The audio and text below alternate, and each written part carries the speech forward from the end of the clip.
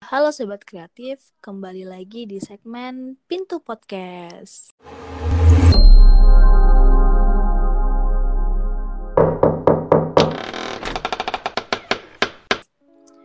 Nah, kali ini aku bareng teman aku, Anissa. Halo Anissa.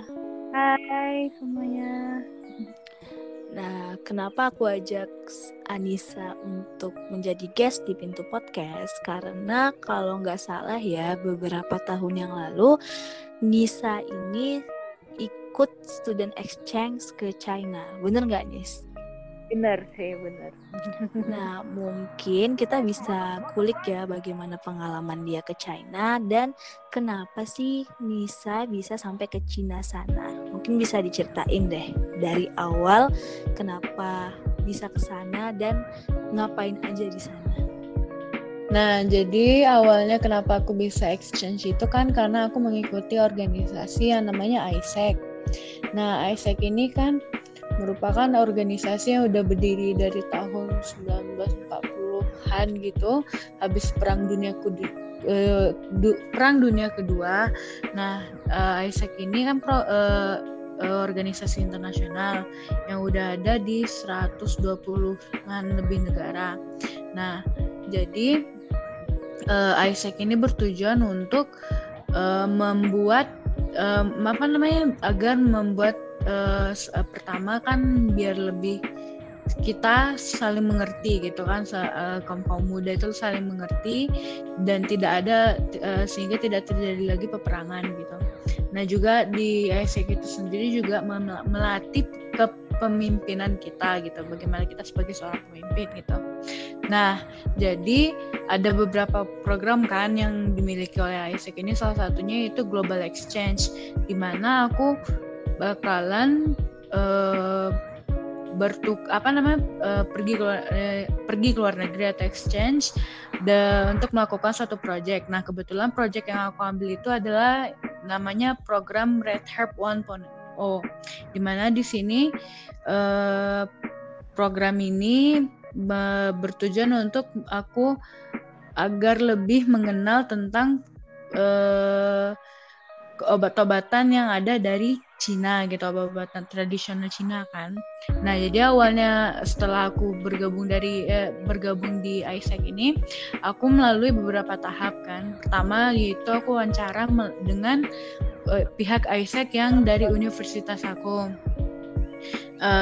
Kemudian setelah aku lulus, aku suruh untuk aku buat akun kan di suatu website, ada website isec.org gitu kan. Jadi di situ aku bisa ngeliat project-project yang ada gitu yang bisa aku apply gitu. Nah, setelah itu aku apply ke program Red Herb. Nah, setelahnya aku dapat email kan, beberapa hari kemudian aku dapat email dan kemudian aku dikontak melalui WhatsApp gitu. Dan setelah itu aku melakukan wawancara lagi dengan pihak yang mengadakan acara project itu kan. Nah, setelah aku wawancara beberapa hari kemudian aku dikontak lagi dan kemudian aku dibilang untuk bahwa aku tuh lulus gitu. Nah, setelah itu aku dimasukkan kan ke dalam grup. Nah, di situ di grup itu aku bertemu dengan banyak orang yang mengikuti proyek ini dari berbagai negara. Ada yang dari Rusia, ada yang dari Brazil, ada yang dari Filipina, ada yang dari Mesir dan lain-lain gitu kan. Nah, setelah itu pada awal Januari 2017 aku pergi tuh ke Ningbo, Cina gitu kan. Soalnya kan kebetulan project ini diselenggarakan oleh ISEC yang ada di University of Nottingham, Ningbo, China. Nah, jadi aku pergi ke Ningbo. Aku nggak terlalu ingat nama provinsinya di mana. Cuman Ningbo ini lumayan dekat lah sama Shanghai gitu. Nah, jadi setelah itu di situ aku mempelajari mempelajari bagaimana obat-obatan tradisional yang ada di Cina. Dan setelah itu aku juga di situ kan selain aku mempelajari budaya di situ, aku juga tibanya memperkenalkan budayaku gitu kan, memperkenalkan budaya yang ada di Indonesia. Dan aku kebetulan karena aku yang satu-satunya dari Padang gitu, jadi aku memperkenalkan budaya yang ada dari Minang gitu. Jadi kebetulan waktu itu aku membawa banyak ya makanan tradisional kayak keripik-keripik gitu kan, kalau yang dari ya, keripik sanjay gitu kan. Ya. Dan aku juga kebetulan kan karena aku tinggal, jadi kan aku bukan tinggal di apartemen atau apa segala macam, maksudnya itu aku tinggal bersama namanya host family gitu, jadi kayak sama keluarga angkat kan. Nah jadi aku bawa oleh-oleh gitu, kayak miniatur rumah gadang gitu buat mereka gitu. Nah jadi setelah itu kan aku mempelajari obat-obatan tradisional, dan setelah itu aku pergi ke sebuah tempat kayak camping gitu loh. Jadi aku ada camping gitu kan setelah kan jadi kan mereka kan ada jadwalnya tuh. Seminggu awal itu aku benar-benar mempelajari tentang obat-obatan tradisional Cina gitu. Dan kemudian aku pergi dari host family yang pertama, dan aku pergi ke tempat kayak camping gitu. Jadi di situ aku mempelajari kayak lebih ke budayanya, bukan lebih ke obat-obatan, tapi sekarang lebih ke budayanya Cina gitu kan, yang terutama budaya yang ada di daerah itu gitu kan. Jadi waktu itu aku perginya ke Wenchou namanya daerah. Nah jadi setelah itu kan pas aku pergi ke Wenchou itu aku camping kan, jadi kami kayak tempat camping gitu. Nah jadi di situ aku juga kayak menjadi relawan gitu untuk membantu anak-anak kecil, dan juga selain mempelajari budaya itu aku juga memperkenalkan budaya aku sendiri gitu. Jadi kami kayak mengadakan kayak namanya Global Village gitu. Jadi kami memperkenalkan budaya-budaya kami kayak membentuk sebuah kayak stand kecil gitu kan. Jadi di situ kayak kami lihatkan kalau budaya kami ada yang kayak gini. Kayak pameran gitu nggak sih itunya? Iya, kayak pameran exhibition gitu. Exhibition. Nah setelah aku camping kayak semingguan gitu kan. Nah setelah itu kan kebetulan kan awal tahun itu kan tahun baru Cina tuh. Nah jadi setelah itu kami dipisah-pisah semuanya gitu. Yang semua anggota itu jadi kami masing-masing mendapatkan host family yang baru gitu. Dipisah-pisah. Berarti udah nggak tinggal lagi dengan host family yang pertama yang awal datang ya? Ya, jadi kan pas aku awal datang itu kan aku sama host family yang pertama. Yeah. Nah, itu tuh berlangsung mungkin sekitar seminggu atau 2 minggu gitu. Jadi pas waktu itu aku lebih fokus ke belajar tentang pengobatan Cina kan. Dan juga ya selain itu juga diselingi dengan jalan-jalan gitu, atau kayak berkeliling-keliling dengan daerah di situ kan. Nah, kemudian minggu ketiga gitu aku lebih ke pergi camping gitu kan, dan di situ aku lebih mempelajari lagi budayanya gitu, bukan pengobatannya lagi, cuman kebudayaan Cina gitu kan. Selain itu juga sebagai relawan untuk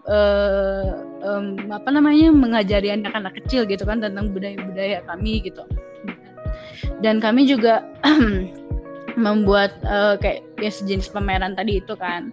Nah yang minggu keempat baru kami kayak dipisah gitu awalnya kan kami sama-sama tuh mengerjakan semuanya.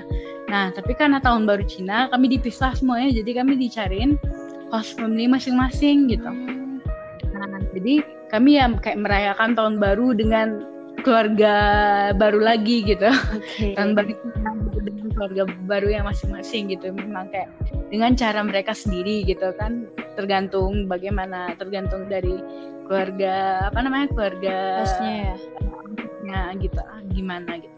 Dan di situ memang benar-benar aku kayak melihat ya kayak bagaimana mereka memang benar-benar kayak kebudayaan Cina gitu lebih kelihatan lagi kan, karena aku kan udah dipisahkan karena kami sama-sama terus kan. Jadi kan kami lebih kayak lebih ke tibanya kayak lebih reserve gitu loh, lebih kayak nggak terlalu nggak terlalu, kami mempelajari budaya Cina juga, cuman nggak terlalu kalau biasanya kalau dipisah gitu kan, kami benar-benar merasakan gitu kan kayak di lapangannya gitu, kayak gimana budayanya gitu.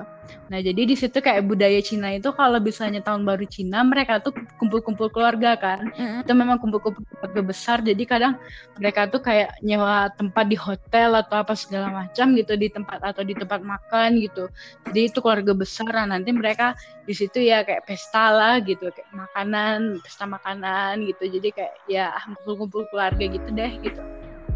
Nah gitu sih kalau itu. Habis itu kan jadi kebetulan karena seharusnya kan program aku kan 6 minggu gitu kan, setelah itu kan seharusnya kami pergi ke itu kan, ke apa namanya,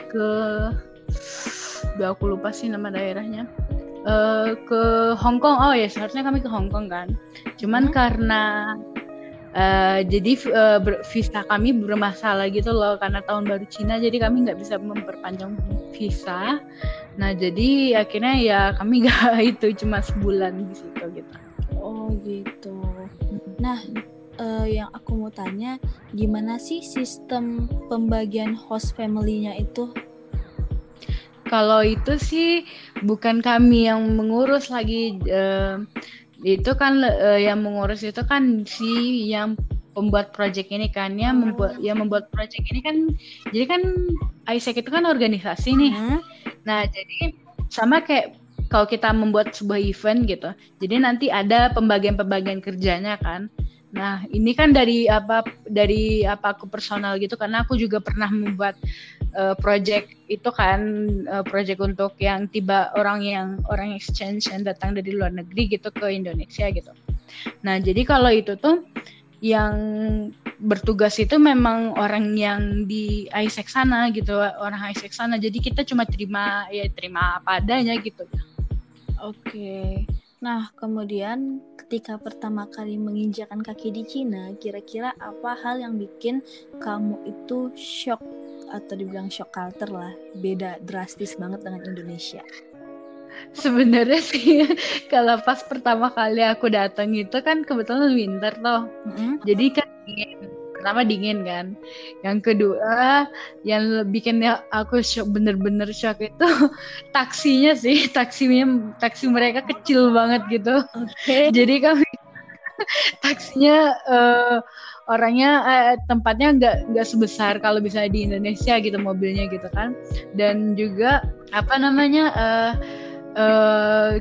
kebetulan waktu itu dapat supirnya yang ngebut gitu, jadi kayak langsung kayak culture shock gitu sih, kayak udah sempitan terus malah dibawa kebut-kebutan gitu. Lebih parah daripada ini ya, angkot Padang. Iya. Oh tapi angkot Padang sih tidak ada tandingannya sih kalau itu. Kalau masalah kebut-kebutan. Ya lampu merah aja diterobos. Iya. Ya gitu sih. Dan kemudian selain itu misalnya gimana dengan makanan di sana? Terus gimana apalagi kamu ini tinggal di family house kamu kan? Kira-kira gimana kamu ibadahnya juga gimana gitu? Apakah sulit sebagai muslim atau gimana? Karena kebanyakan stigma kan ketika kita masuk ke Cina, daerah-daerah ya negara komunis seperti itu, beragama itu katanya susah, untuk beribadah juga susah. Itu gimana kira-kira? Ya jadi gini, sebenarnya sih karena kebetulan Ningbo itu kan jadi karena kebetulan universitas kami itu universitas yang menampung kami itu kan kebetulan universitas internasional. Nah jadi mereka itu menyediakan kayak kantin khusus untuk muslim, jadi lebih kayak diverse gitu loh, jadi nggak terlalu susah untuk beribadah gitu. Dan kalau sebenarnya sih kalau banyak sih orang yang bilang kan, jadi sebelum aku pergi ke Cina gitu kan, aku bener-bener kayak sebenarnya kayak ditanya gitu kan, bener-bener nih kamu mau pergi ke Cina gitu. Soalnya kan karena stigma, apalagi orang Minang gitu kan, sebenarnya kayak agak gimana gitu sama orang Cina gitu kan. Nah, jadi awalnya kayak aku diwanti-wanti, beneran nih kamu mau pergi ke Cina, gitu. Ya udah aku mau pergi ke Cina, nggak masalah kok gitu kan. Akhirnya setelah aku ke situ ya memang apa yang selama ini orang katakan sih menurut aku ya kayak nggak bener gitu loh. Maksudnya tuh kayak nggak semuanya black and white gitu loh, jadi ada yang gray area gitu. Dan orang seperti yang orang bilang kan, orang itu ada orang yang maksudnya tuh nggak semua orang Cina itu jahat gitu loh. Mereka itu kan ada yang baik, ada yang gitu. Dan kebetulan yang pas aku ke situ, selama aku di situ sih orangnya baik-baik aja sih. Dan kalau masalah beribadah, aku juga karena jadi sebelum itu tuh kami memang udah bilang gitu kan, kalau kami Muslim, kalau kami nggak bisa makan ini, kalau kami nggak bisa makan itu gitu kan. Jadi udah bilang dari awal gitu. Dan keluarganya pun memang kayak ya respect gitu. Mereka pun keluarga host family aku tuh respect gitu sama apa aku. Bahkan waktu tahun baru Cina kan mereka kan yang kayak kumpul-kumpul keluarga gitu kan. Jadi kan itu udah pasti bakalan ada yang minum kan, minum keras kan. Nah jadi aku ditawari gitu kan, ditawari gitu. Tapi aku bilang aku nggak bisa minum ini gitu. Dan aku waktu aku ditawari makanan yang mengandung babi kan, aku bilang aku nggak bisa makan ini gitu. Tapi mereka respect kok, nggak kayak yang apa namanya yang kamu kenapa nggak bisa, makan aja, enggak ada yang kayak gitu. Mereka benar-benar respect sama apa namanya, keputusan keputusan dan kepercayaan orang ya. Dan malahan waktu itu kebetulan kan yang selama kami jalan-jalan itu kan ada yang kami pergi ke sebuah kayak tempat ibadah gitu kan, kayak dia sebenarnya kayak tempat kuil gitu loh. Nah jadi kami merasakan yang kayak yang kuil Buddha gitu. Jadi kami makan, jadi kan kalau Buddha atau Hindu, Buddha kalau nggak salah. Jadi waktu itu kan kayak biksu-biksunya gitu kan, mereka kan semuanya kan nggak boleh makan daging tuh. Nah jadi kami bener-bener kayak jadi kami kayak bener-bener kayak makan gitu, bener-bener makanan kayak vegan gitu loh. Kayak makanan yang bener-bener kayak sayur-sayuran apa segala macam gitu. Nggak ada daging-dagingnya ya. Iya, yang nggak ada daging-dagingnya gitu. Jadi kayak ya aman sih. Dan malah waktu di kuil itu kami jadi kan waktu itu biasanya waktu masuk waktu sholat, kami bilang kami mau sholat gitu. Malah kami kayak sini itu dibawakan ke tempat yang sepi gitu, yang bisa dimana kami melakukan ibadah kami gitu. Dan kalau masalah makanan sih juga nggak terlalu masalah. Selain masalah host family respect juga di situ, selain kantin kan kalau di kampusnya itu kan ada kantin yang khusus untuk Muslim, dan juga ada di Cina itu ternyata banyak itu ada restoran, jadi kayak mungkin kayak franchise gitu sih. Jadi aku nggak ingat nama tokonya gitu, cuman dia itu ada di mana-mana gitu di Cina. Malahan kan aku kan maksudnya kan aku kan bukan hanya di Ningbo aja, aku kan pergi ke Wenzhou juga, aku pergi ke Shanghai juga gitu kan. Tapi tetap restoran halal itu ada gitu, restoran yang dia kayaknya franchise sih, cuman dia ada di mana-mana kok, jadi nggak masalah sih kalau masalah makanan gitu. Dan kalau masalah ibadah juga, kalau itu ada satu cerita yang lucu juga. Aku pergi ke Shanghai buat coba untuk memperpanjang visa kan awalnya gitu. Iya. Nah jadi waktu kami pergi ke Shanghai itu siang setelah pergi ke tempat itunya imigrasinya kan, kami kayak jalan-jalan gitu kan di pasarnya. Nah jadi waktu itu masuk waktu sholat, akhirnya kami pergi ke kayak kafe gitu. Dan kebetulan untung kafenya itu kayak ada beruangan-ruangan gitu loh. Jadi akhirnya kami buat sholat itu kan buat wudhu, jadi wudhunya toiletnya di bawah gitu, bolak-balik dari bawah ke atas. Dan itu tuh waktu kami sholat kami tutup pintunya gitu. Dan kayak ya bener-bener privacy sih gitu. Kayak susah, memang agak susah sih buat nyari tempat ibadah. Malahan di Shanghai pun juga yang sebenarnya bisa dibilang tempat wisata kan, buat cari tempat masjid aja itu jauh gitu. Cuman ya mau gimana lagi, kita kan harus menyesuaikan sama keadaan gitu sih. Iya sih, benar. Nah kemudian Cina kan terkenal banget dengan penganut komunisnya kan. Di sana banyak gak bendera-bendera komunisnya? Kalau bendera komunis sih enggak. Nah, jadi kebetulan waktu itu ada perbincangan gitu, ada Oke. pembahasan kan yang ingin. Jadi kami kayak saling bertukar pikiran gitu kan. Nah, jadi kebetulan orang yang dari Brazil ini kan namanya negara Eropa. Kalau Brazil Amerika Utara ya. Iya. Brazil Amerika Iya, Utara. Amerika. Ya, itu yang lebih kayak free spirit lah gitu kan. Nah, itu Jadi kayak musuhnya komunis tuh. Nah iya gitu kan. Nah jadi kayak kami saling berargumen gitu loh, kayak masalah soal itu. Jadi ternyata mereka itu kayak memang ya bener-bener bener-bener terima aja apa kata pemerintah mereka gitu. Jadi mereka memang diajari dari kecil gitu tentang ini gini gitu. Sama kalau misalnya kayak kita bayangkan di Korea Utara gitu loh. Cuman mereka lebih leluasa dibandingkan Korea Utara. Kalau Korea Utara kan memang bener-bener komunis banget kan. Isolasi diri, benar. Dan otoriter juga kan. Kalau Cina sendiri otoriter juga. Kalau Cina sendiri sih sebenarnya nggak terlalu otoriter, cuma mereka tuh kayak memang bener udah kayak mungkin karena diajari dari kecil kali ya mereka tuh bahwa kalau misalnya apa yang benar apa yang salah gitu, jadi mereka kayak memang bener-bener telan bulat-bulat apa yang mereka terima kayak gitu sih kalau menurut aku. Jadi kayak karena jadi sampai temen aku yang dari Brazil itu kayak nanya gitu kan, kenapa sih kamu kayak nanya kayak maksudnya tuh kayak nggak mempertanyakan gitu loh apa yang peraturan itu, kenapa nggak mempertanyakan gitu. Cuma ya mereka ya belajar dari kecil ya memang kayak gitu ya, mereka terima aja gitu, kayak memang seperti itu norma mereka ya gimana lagi gitu kan. Oke. Nah yang aku juga pengen tahu nih, di sana itu kan kabarnya masyarakatnya kolektif banget ya. Kolektif maksudnya yang kayak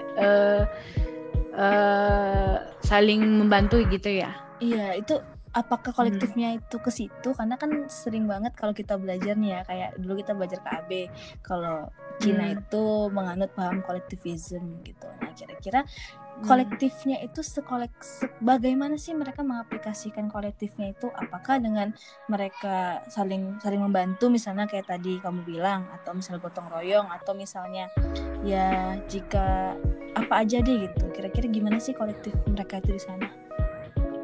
Kalau menurut aku sih kolektif mereka itu pertama sih lebih ke keluarga pasti kan keluarga, walaupun keluarga mereka tuh udah besar banget kan, kadang kan udah besar kayak udah dari sepupu dari nenek ke nenek gitu tuh segala macam. Kalau kita kan kadang mungkin ada yang terlupakan kalau kita kan, kalau mereka enggak, kalau mereka tuh kan bener-bener kayak yang seperti aku bilang tadi, bisa mereka menyewa hotel kayak tempat makan hotel gitu kan untuk berapa jam gitu.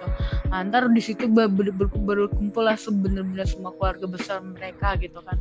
Ntar di situ mereka kayak bener-bener kayak enjoyable gitu lah, mereka berkumpul sama keluarga besar mereka nggak melupakan gitu lah.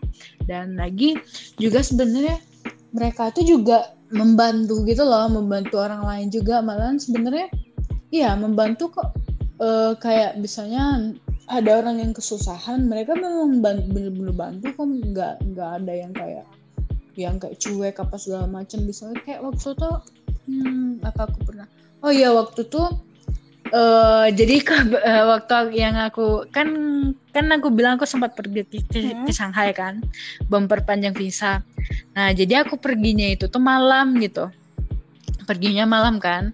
Nah dan ini salah satu interesting fact-nya Cina pada waktu itu ya, aku nggak tahu kalau sekarang gimana, cuma pada waktu itu ternyata banyak hotel yang nggak menerima foreigner atau orang luar negeri gitu. Jadi kebetulan, jadi kan kami kan perginya malam tuh, dan kami cewek semua gitu, kami cewek semua kan, yang pergi yang waktu itu kan yang orang Indonesia kan berlima, terus tambah satu orang Cinanya cewek juga gitu, dia yang bantuin kami kan buat di imigrasi nanti gitu. Jadi kami perginya malam, terus nyampe di hotelnya itu tengah malam, udah jam 12 malaman gitu kan. Nah jadi ternyata orangnya kan dia kan udah booking online. Nah, ternyata kayak tiba-tiba gitu pas mereka lihat kami, mereka tuh nggak mau nerima kami gitu, kayak mereka tiba-tiba bilang kalau roomnya udah full, padahal kan udah di booking tuh. Bilang kayak pokoknya aku soalnya yang berdebat waktu itu teman Cina aku, karena jadi aku kurang tahu gitu kan. Cuman yang intinya mereka pokoknya nggak mau nerima kami gitu. Akhirnya kayak gitu tuh malah teman kami tuh kayak merasa bersalah banget gitu loh. Akhirnya terus jadi kan akhirnya yang si teman kami yang Cina ini kan booking hotel yang lain gitu, online kan, lewat online lagi. Dan aku bilang kan, coba pastiin benar-benar kalau mereka tuh mau nerima foreigner daripada kita ke situ lagi malah nggak diterima lagi gitu kan. Nah jadi akhirnya pas itu tuh di itu udah dapat kan, dan itu tuh kami bener-bener jalan nggak ada taksi sama sekali, jadi kami jalan tengah malam itu tuh sampai, dan itu jauh banget, itu sampai di hotelnya jam 2 pagi dari jam 12 malam sampai jam 2 pagi baru kami nyampe di tempat itu, dan itu jalan kaki gitu kan. Nah jadi habis itu tuh malah teman kami itu yang Cina itu kayak merasa bersalah banget gitu, soalnya kan dia yang booking, dia merasa bersalah banget sampai dia yang bilang biar dia yang bayar hotel itu, padahal hotel itu tuh kayak kami rasa sih lebih mahal gitu loh, mahal banget gitu harga per malamnya gitu. Dia kayak pokoknya memaksa buat bayar hotel kami karena dia merasa bersalah gitu, kayak gitulah baiknya orang yang orang Cina itu sih kalau menurut aku sih, salah satu apa namanya kayak bentuk kolektivis mereka tuh gitu. Kalau mereka merasa udah berteman baik itu, mereka bakalan ya kalau bisa mereka merasa bersalah pas segala macam, mereka bakalan kayak benar-benar mati-matian gitu loh gitu, kayak buat nolongin apa segala macam gitu. Oke. Menarik sekali ya, ternyata mereka kayak kalau misalnya harga dirinya tinggi berarti nggak sih jatuhnya? Iya bisa dibilang harga diri tinggi juga sih ya, bisa mengecewakan orang gitu. Iya. Dan kayak kayak membuat loyalnya sih agar orang itu loyal juga ke dia gitu, kayak kepercayaan gitu nggak sih, menjaga kepercayaan. Iya mereka tuh loyal banget sih sama orang lain gitu. Apalagi kalau orang yang mereka anggap deket gitu. Malah salah satu teman aku itu yang orang Cina itu, waktu itu kan aku baru datang, jadi aku waktu itu cuma bawa jaket satu karena aku masih kedinginan gitu. Malah dia ngasih scarf dia ke aku, dan dia nggak pakai scarf gitu loh, saking baiknya gitu. Jadi aku kayak bener-bener appreciate banget sih sama orang-orang situ. Oh ya, kita tahu ya banyak banget sering isu-isu yang Islamofobia di Cina. Itu kira-kira benar nggak? Kalau di tempat aku sih, aku kurang tahu. Aku kurang tahu kalau misalnya di daerah yang lain gitu atau gimana kan. Cuman kalau di daerah aku itu yang aku kunjungi itu, mereka sih nggak ada masalah sama sekali sih sama Muslim. Malahan aku kayak seperti yang aku bilang tadi kan, banyak restoran Muslim gitu, dan juga kayak ya sebenarnya sih kalau aku rasa sih mereka lebih kayak nggak peduli sih, kalau aku lihat sih nggak peduli apa agamanya gitu. Yang penting ya aku dan kamu ya kamu, kayak gitu sih kalau menurut aku. Kayak menganut kolektivisme sekaligus individualisme ya dalam waktu bersamaan. Iya. Iya, maksudnya tuh kalau mungkin dalam hal tertentu gitu, privacy kali ya, buat personal. Ya privacy.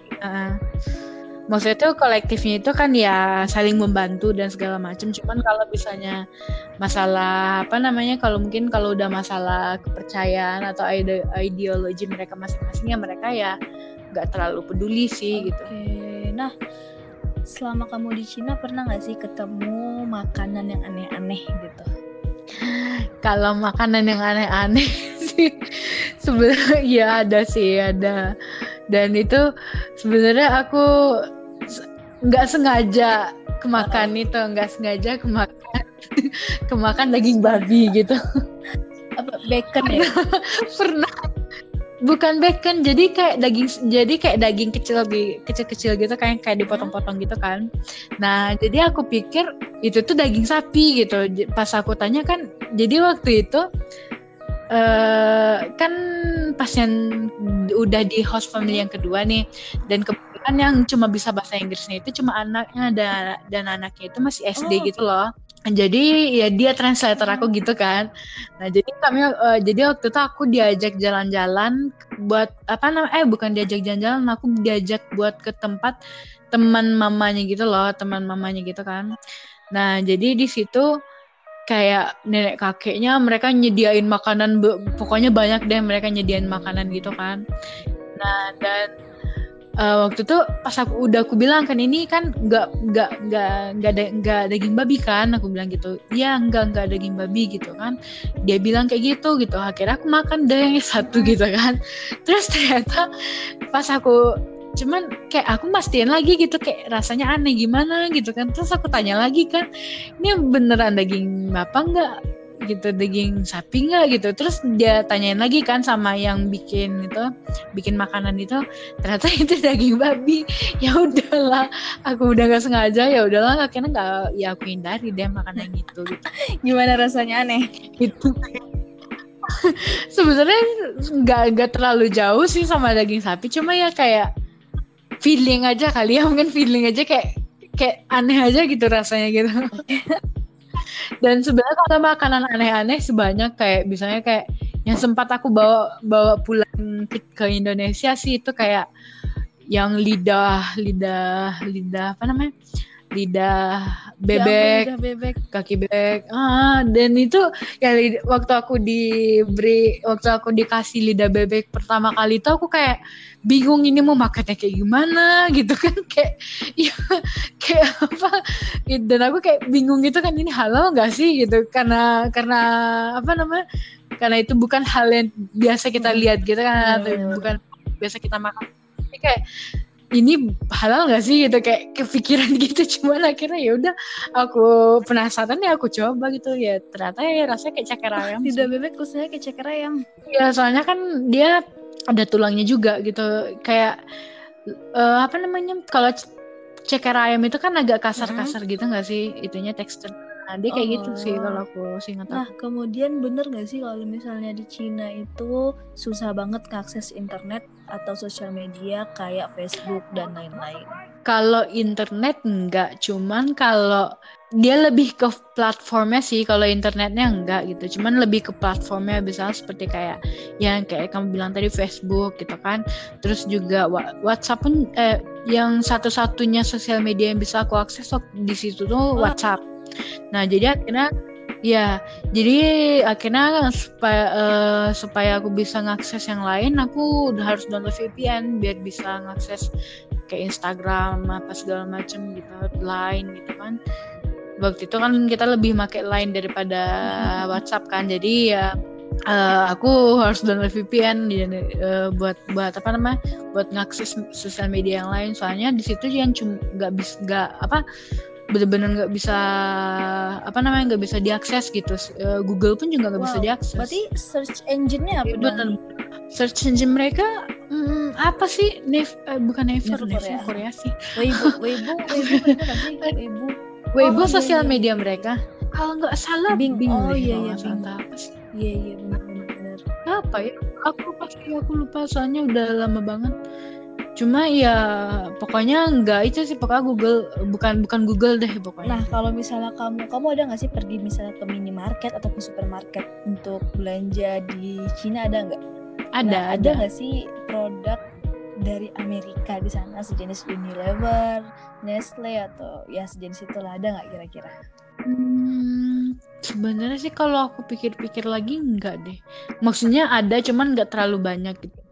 Lebih kalau bisa, mungkin kalau kamu pergi ke Walmart mungkin baru kamu bisa ketemu. Malah aku ketemu Nabati di Walmart. Ricis Nabati. Iya, Ricis Nabati guys. Dan aku malah ketemu Nabati di Walmart kan. Mungkin kalau bisa kayak supermarket sejenis Walmart yang internasional gitu kan. Nah itu mungkin kamu bakalan bisa nemuin ini yang produk-produk luar gitu. Cuman kalau kayak supermarket lokal gitu atau minimarket gitu kayak nggak terlalu banyak produk luar tuh ya aku lihat. Nah kemudian kan Cina ini terkenal banget ya, bukan dibilang anti Amerika sih, tapi bisa dibilang kayak saingan lah, bukan perang dingin deh, dibilang nggak akur dengan Amerika ya. Nah kira-kira masyarakatnya ada nggak sih yang masih denger musik dari US atau nonton film western dan sejenis itu, ada nggak? Ada, pasti ada lah, apalagi kaum mudanya. Berarti nggak seketat Korea Utara ya. Tapi Korea Utara juga kok curi start ya nonton drama Korea Selatan juga. Kita itu doang drama Korea Selatan di Korea Utara, astaga.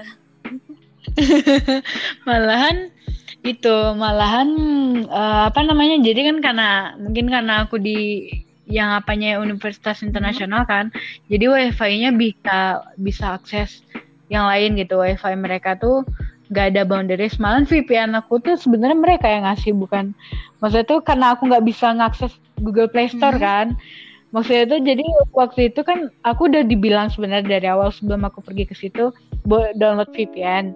Jadi waktu aku download VPN itu, jadi VPN itu error mulu, nggak bisa dipakai gitu kan yang aku download itu. Nah jadi akhirnya aku dapat VPN dari mereka sendiri. Jadi mereka sendiri ngakses itu. Berarti ketika pemerintah menutup, mereka mempunyai celah juga ya? Iya, mereka mempunyai celah. Malah banyak kok teman-teman, kalau bisa kamu lihat di Instagram, banyak orang Cina kan, padahal walaupun Instagram di ban kan, cuman masih banyak kok itu orang-orang Cina misalnya. Tapi menariknya, walaupun mereka itu komunis dan bisa dianggap hampir otoriter ya pemimpinnya ya, menelan bulat-bulat pemimpinnya, tindakan mereka yang melanggar itu kan melanggar nih ya, tidak sekeras kalau misalnya mereka melakukan itu di Korea Utara gitu. Kalau Korea Utara kan langsung tindak lanjutin kan kalau mereka ketahuan. Iya. Jadi sebenarnya kalau bisa dibilang sih Korea Cina itu mungkin Korea Utara versi modern kali ya. Iya benar. Karena nggak terlalu mengisolasi mungkin dari internet ya, dibatasin nggak sih jatuhnya, tapi tidak menutup VPN gitu. Nah VPN kan bisa diakses. Iya, jadi mereka tuh masih sama kan. Sebenarnya kalau kita dengar cerita soal Korea Utara kan, mereka kan juga sebenarnya nggak semuanya yang menelan bulat-bulat kata pemimpinnya kan. Ada yang mereka bisa, ada yang mereka nyelundup bisa buat buat beli mungkin bisanya VCD drama Korea Selatan gitu kan. Jadi drama Korea Selatan gitu kan banyak cerita-cerita kayak gitu tuh man. Jadi kayak ya seperti itu sih kalau aku rasa Cina juga gitu. Cuman mereka mungkin sepertinya sih kayaknya sekarang nggak tertutup dulu sih kalau aku rasa, yang dari aku dengar sih sekarang. Oke. Nah kemarin itu di Cina sana kamu pakai bahasa apa? Full Inggris ya atau gimana? Bahasa Inggris aku dan aku cuma belajar beberapa, dan aku benar-benar kan, jadi kan karena host family aku yang host family yang kedua kan, karena cuma anaknya doang dan itu anak SD yang biasa bahasa Inggris kan, akhirnya aku buat berkomunikasi sama orang tuanya ya pakai Google Translate. Terus kamu yang nyebutin bahasa Cinanya atau kamu suruh aja mereka baca? Itu aku suruh mereka baca lah, gimana aku cara mau baca. Bisa baca. Malah tambah bingung mereka. Apa sih? Ngapain sih? Ngomong apa? Sedangkan Google Translate-nya aja mungkin udah aneh-aneh, translate-nya apalagi aku yang pakai. Malah bener. Google Translate ya. Belum lagi Google Translate kalau diputar voice-nya ngomongnya datar banget. Iya. Makin bingung mereka apaan Iya. sih. Oke, kalau menurut kamu ya, apa sih pengalaman yang paling menarik atau yang nggak bakal kamu bisa lupain, yang paling berkesan banget ketika kamu di Cina itu apa? Yang nggak bisa aku lupain itu yang itu tuh yang aku ceritain tadi itu ya, soal hotel yang tengah malam itu. Iya. Tapi sebenarnya Itu kenapa masalah. sih nggak Hmm? menerima apa penduduk asing? Kenapa sih? Nah, itu aku yang juga sebenarnya sampai sekarang aku juga masih kurang mengerti gitu. Mungkin mereka kayak yang dari kayak aku bilang tadi kan, karena ajaran dari kecil gitu kali, yang dari sekolah mereka mungkin, atau dari mana gitu kan. Jadi mereka masih banyak yang penduduknya itu yang kayak tertutup gitu loh. Oh iya. Mungkin karena itu kali aku rasa. Kalau dari menurut aku ya, aku juga nggak tahu sih gimananya gitu. Cuman sih nggak semua mereka kayak gitu. Sebenarnya sih aku rasa bisa make sense sih kalau dibilang kayak gitu, karena kan kebetulan yang lebih nggak banyak terima foreigner itu memang bener hotel-hotel yang kayak motel-motel atau hotel-hotel yang kecil gitu loh, yang kayak yang Hotel murah ya. nggak mungkin hotel murah lah gitu. Sedangkan kalau misalnya hotel berbintang mereka masih nerima foreigner gitu. Nah, kira-kira menurut kamu ya, Cina itu sebenarnya termasuk ramah nggak sih untuk traveler? Ramah untuk traveler. Sebenarnya sih kalau sekarang sih aku kurang tahu ya gimana nya. Cuman kalau dulu kurang sih, kalau menurut aku sih kurang. Walaupun mungkin kalau misalnya kita naik kereta itu sebenarnya sih kalau kita ke kota besar bisa kayak Shanghai atau segala macam gitu, itu mungkin lebih ramah kali ya buat traveler gitu.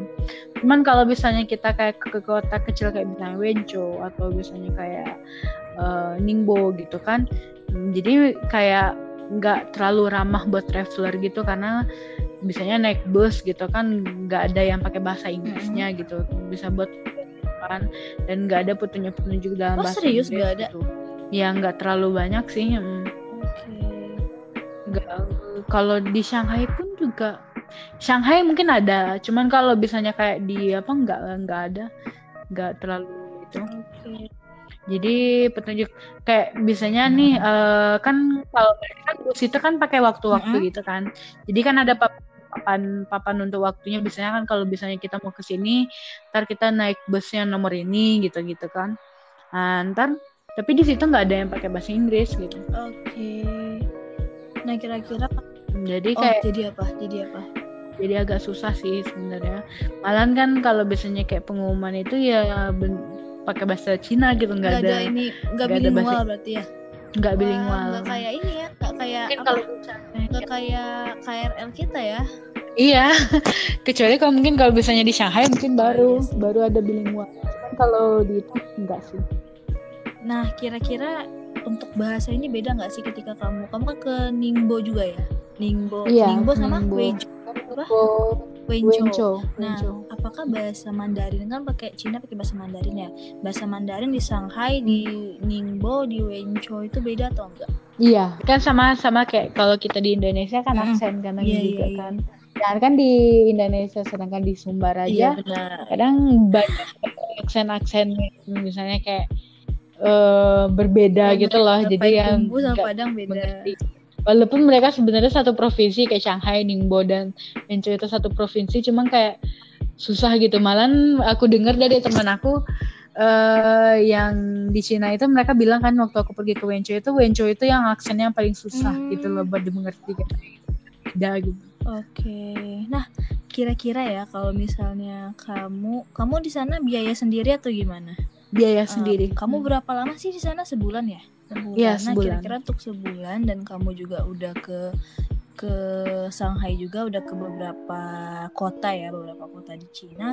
Berapa sih budget untuk hidup di Cina? Kalau bisanya itu sih karena waktu itu kan rupiah ke yuan itu kan cuma 2000 lah, dia 1.900-an gitu, cuman dia kalau kita bulatkan 2.000 lah kan. Jadi sebenarnya sih kalau menurut aku nggak terlalu mahal kalau buat biaya hidup, apalagi kalau misalnya ke tempat, biasanya nih kayak tempat makannya itu porsinya gede loh. Kalau itu tuh porsi mereka tuh gede banget. Jadi kayak misalnya kayak kan teman aku kan sempat, jadi waktu awal pertama kami datang di Ningbo itu ada beberapa orang yang dapat host family, ada yang enggak gitu. Kebetulan aku dapat host family kan, jadi aku bisa lebih hemat gitu. Cuman teman aku yang enggak dapat host family itu, jadi mereka harus sewa motel gitu kan. Nah, jadi mereka itu kayak sewa motelnya sebulan? Enggak sebulan, maksudnya itu kan, jadi kan kami kan pindah-pindah nih. Nah, jadi pas 2 minggu awal itu kan kami kan di Ningbo. Nah, jadi mereka tuh sewa motel kayak sekitar 2 mingguan gitu lah. Sebulan, wah. Nah, enggak lah, berapa gitu. Enggak. Jadi pas itu kan pas mereka biasanya kalau masalah makan nih, makanan itu nggak terlalu mahal sih. Biasanya kayak biasanya nasi goreng untuk porsi yang segede itu nggak mahal-mahalan, termasuk murah sih menurut aku. Biasanya kayak biasanya satu nasi goreng itu bisa dimakan oleh 2 orang, maksudnya bagi orang Indonesia ya menurut aku gitu, bisa dimakan buat 2 orang gitu.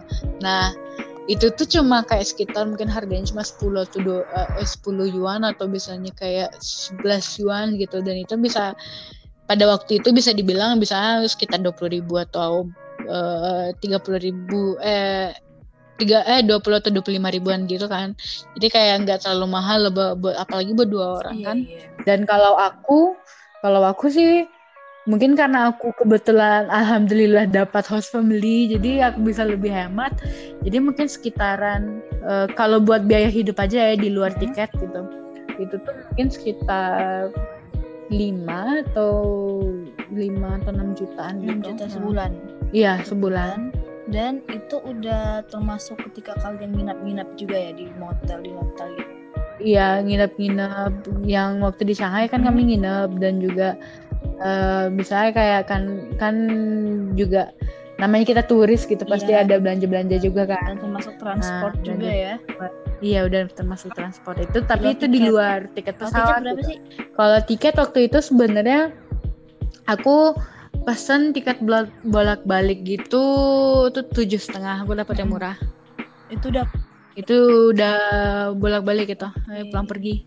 Itu sih, tapi itu kalau masalah pesawat itu udah hal yang lucu. Itu ada cerita lucu tersendirinya lagi. Jadi waktu itu kan karena mau tahun baru Cina nih.